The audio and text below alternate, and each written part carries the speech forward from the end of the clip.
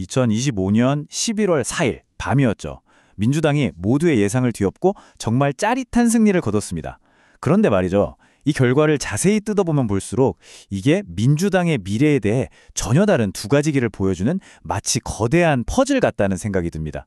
오늘 저와 함께 이 퍼즐 한번 풀어보시죠. 분명 유권자들이 뭔가를 말하고 싶었던 건 확실합니다. 근데 과연 그 메시지가 정확히 뭐였을까요? 오늘 분석의 핵심이 바로 이 질문에 있습니다. 자, 우선 그날 밤으로 한번 돌아가 볼까요? 분위기가 어땠냐면요. 다들 예측이 분분했는데 민주당이 주요 경합주에서 예상을 완전히 뛰어넘는 성과를 낸 겁니다. 정치 분석가들 입이 떡 벌어지게 만들었죠. 그 첫 번째 신호탄은 바로 버지니아에서 터졌습니다. 민주당의 애비게일 스펜버거 후보가 주지사 선거에서 이기면서 버지니아주 전체가 그야말로 파란 물결에 휩싸였습니다. 근데 이게 그냥 아슬아슬하게 이긴 게 아니에요.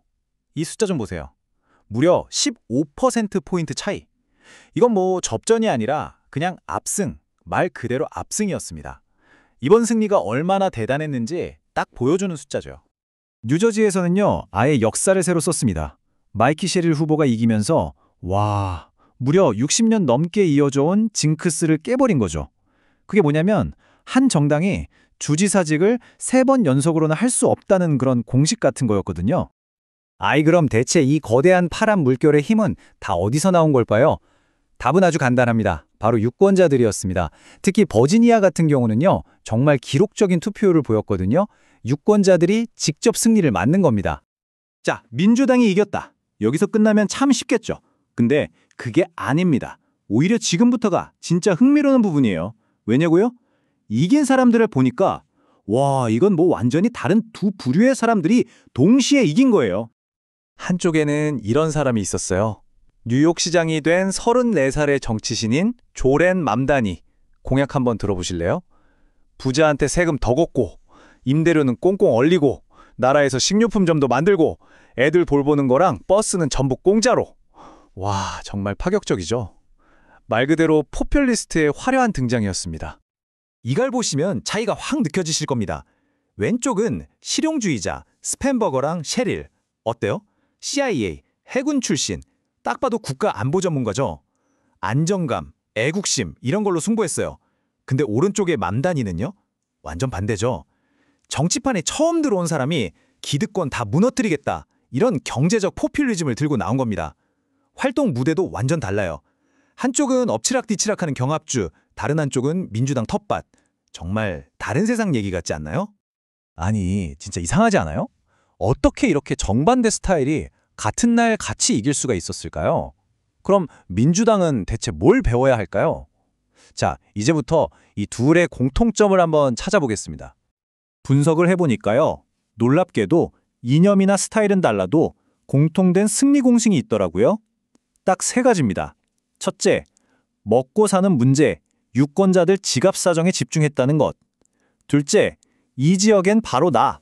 이걸 보여줬다는 거죠. 맞춤형 후보였다는 겁니다. 그리고 마지막으로 나는 기성 정치인이 아니다. 나는 싸우는 사람이다. 하는 도전자의 모습을 보여줬다는 점. 이 3가지가 핵심이었습니다. 그런데 여기서부터가 좀 심각해집니다. 만약에 말이죠. 민주당이 이 승리를 잘못 해석하면 어떻게 될까요? 이 엄청난 승리가 오히려 독이 될 수도 있다는 그런 무서운 경고가 나오고 있거든요. 그 경고의 핵심, 딱 한 문장으로 요약할 수 있습니다. 바로 뉴욕은 미국이 아니다. 생각해보세요. 맘다니의 파격적인 공약이 먹힌 뉴욕은요. 지난 100년 동안 공화당 시장에 나온 적이 없는 그야말로 민주당의 심장 같은 곳이에요. 이런 곳에서의 성공 공식을 경합주인 애리조나나 펜실베니아에 그대로 가져다 쓸 수 있을까요? 절대 안 되겠죠. 지금도 민주당은 이민이나 기후 문제 같은 데서 일부 유권자들하고는 생각이 좀 다르다는 얘기를 듣고 있잖아요. 근데 여기에 당의 얼굴로 민주사회주의자를 내세운다? 그럼 어떻게 될까요? 문제는 더 커질 수밖에 없죠.